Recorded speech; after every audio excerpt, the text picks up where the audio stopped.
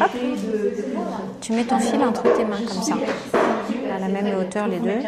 Tu poses sur ton doigt. Tu fais un tour et avec ton pouce, tu roules. Malgré les apparences, nous ne sommes pas dans un centre de loisirs, mais bien à l'hôpital. T'avais déjà fait de la couture avant ? Jamais ? Tu vois, c'est pas très compliqué en fait. Delphine n'est pas médecin, infirmière ou aide-soignante. Elle œuvre ici en tant que bénévole des Blues Roses.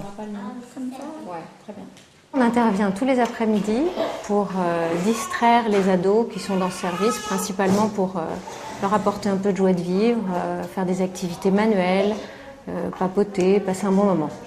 Couture, dessin ou bricolage, une pause récréative en somme, pour permettre à ces enfants d'oublier un temps le quotidien de l'hôpital et la maladie. On peut faire des activités manuelles, donc créer des choses. Et on passe de bons moments, on rigole. Dans la journée, on s'ennuie un peu. Comme il n'y a pas grand-chose à faire ici, du coup, souvent, on attend ce moment-là avec impatience. Il va être tout doudou, il est mignon, hein. Très mignon avec le gros bonbon, il est super sympa. T'as flashé sur ce modèle ? Oui, j'aime bien. T'as bien aimé ? Distraire, mais garder sa place. Les Blues Roses n'interviennent jamais dans le parcours de soins ou l'accompagnement psychologique des patients. Nous, on est uniquement là pour accompagner les enfants dans un moment de détente. Donc si dans ce moment de détente, il y a des moments de parole, on est évidemment dans l'écoute. Mais on n'est jamais dans le jugement, on n'est jamais dans le conseil, on est juste dans l'écoute bienveillante. Les Blues Roses, 70 ans qu'elles œuvrent au chevet des enfants.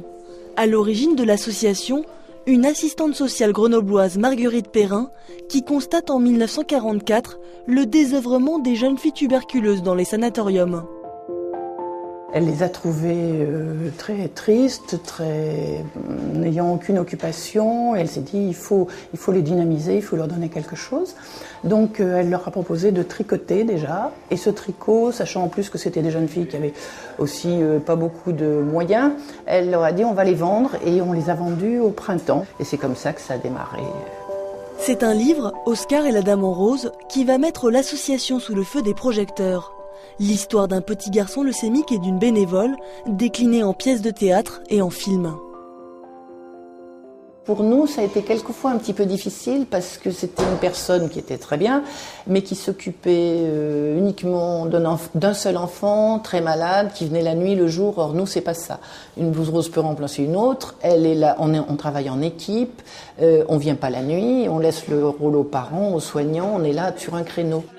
Alors, quelle couleur voulez-vous le peindre ? Parce qu'on peut le peindre une des couleurs, ou bien au contraire un vert, ou bien alors une autre couleur. Et les 40 ans d'engagement d'Anne-Marie montrent aussi les différents visages des Blues Roses. Après avoir œuvré dans de nombreux services pour enfants, elle s'occupe à présent de personnes âgées dans un hôpital gériatrique. On est effectivement très connus chez les enfants, on a beaucoup parlé des enfants parce que c'est peut-être plus médiatique, c'est plus intéressant. Mais nous sommes actuellement chez les personnes âgées déjà depuis au moins 15 ou 20 ans. Et en fait les besoins chez les personnes âgées sont immenses, on a beaucoup de demandes et en fait on n'arrive pas à répondre à tous. Et pourtant c'est super chez les personnes âgées. Une attente d'autant plus grande que ces bénévoles soulagent le personnel soignant en prenant en charge les malades une partie de l'après-midi.